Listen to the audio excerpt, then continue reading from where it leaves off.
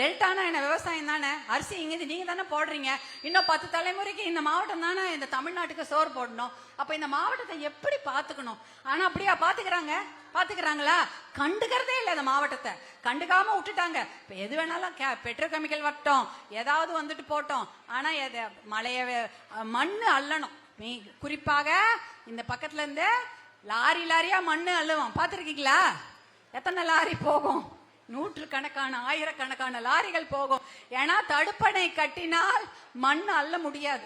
அதனாலதான் மண் அள்ளட்டும். அதாவது விட்டா மாவட்டத்தையே கொண்டு போய் எங்கன்னா வித்துருவாங்க, மலையே வித்துருவாங்க. நான் நிறைய ஊர்ல போய் பார்ப்பேன், என்னடா இது 10 வருஷம் முன்னாடி மழை இருந்தது, இப்ப எங்கன்னு அந்த மலையை காணாம போயிருக்கும். ஏன்னா மலையை வெட்டி வித்துட்டு இருப்பாங்க.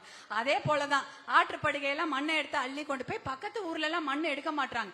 கேரளால எல்லாம் அவங்க ஆற்றுப்படுகையில இருந்து மண்ணெல்லாம் எடுக்கவே முடியாது. அவங்களுடைய கட்டுமானத்துக்கு எங்கன்னு தெரியுமா மண்ணு போகுது? நம்ம ஊர் மண்ணு தான் போகுது. நம்ம ஊர்ல இருந்து எடுக்கிற மண்ணு தான் கேரளாக்கு பில்டிங்க்கு கட்ட போகுது. அதனால அவங்க ஜாக்கிரதையா இருக்காங்க. ஆனா நம்ம மாநிலத்துல நம்ம மண்ணெல்லாம் நம்ம சொத்தெல்லாம் இன்னொருத்த அனுபவிக்க விட்டு இருக்கிறோம். அதான் இங்க நடந்து கொண்டிருக்கிறது. அதனால நீங்க எலெக்ஷன் போது தெளிவா இருங்க. உங்களுக்காக உங்க வீட்டு வாசல்ல 108 ஆம்புலன்ஸ் நிறுத்தினாரு பாருங்க அன்புமணி அண்ணன். அவருக்கு நீங்க உறுதுணையாக இருந்தீங்கன்னா தான் இந்த மாவட்டம் காப்பாற்றப்படும். இல்லைன்னா இன்னொரு 5 வருஷத்துக்கு இந்த மாவட்டத்தை சுத்தமா வித்துட்டு போயிடுவாங்க. ஞாபகம் வச்சுக்கோங்க. அதே போல இன்னொரு விஷயம், இந்த எலெக்ஷன் மட்டும் இல்ல, உள்ளாட்சி தேர்தல் வருதா? உள்ளாட்சியில யார் யாரெல்லாம் நிக்கலான்னு முடிவு பண்ணிருக்கீங்க? கை தூக்குங்க.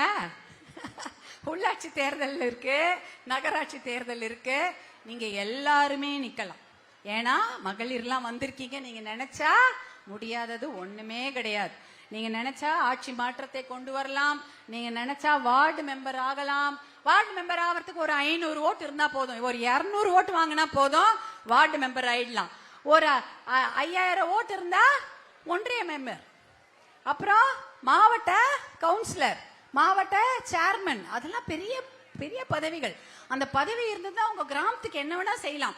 தமிழ்நாட்டில் கிட்டத்தட்ட இந்த பதவிகளை 50% மேலாக 70% பெண்கள் இருக்காங்க. அதாவது பெண்கள் தான் இடஒதுக்கீடு இருக்கு இதுல மட்டும். ஏன்னா உள்ளாட்சி தேர்தலில் 50% பெண்கள் போட்டி போடலாம். தமிழ்நாட்டில் 70% பெண்கள் இந்த மாதிரி மாவட்ட கவுன்சிலர், ஒன்றிய கவுன்சிலரா இருக்காங்க.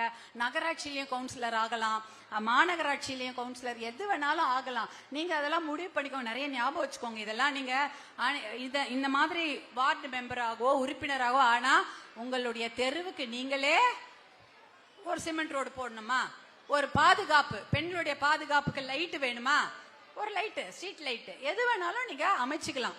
இதெல்லாம் ஞாபகம் வச்சுங்க. ஏன்னா நீங்க எலெக்ஷன்னா அது ஒரு எலெக்ஷன் மட்டும் இல்ல, அது சட்டமன்ற தேர்தல் வரப்போகுது. அதுக்கப்புறம் உள்ளாட்சி தேர்தல் வரும். அதுல நீங்க எல்லாருமே நீங்க வார்டு மெம்பர் எதனா உங்களுடைய கிராமத்துல நல்லது செய்ய நீங்க தயாராகுங்க. அதெல்லாம் நீங்க தயாரா இருங்க பெண்கள். அதெல்லாம் நல்லா பண்ண முடியும். அதை நீங்க ஞாபகம் வச்சுக்கோங்க.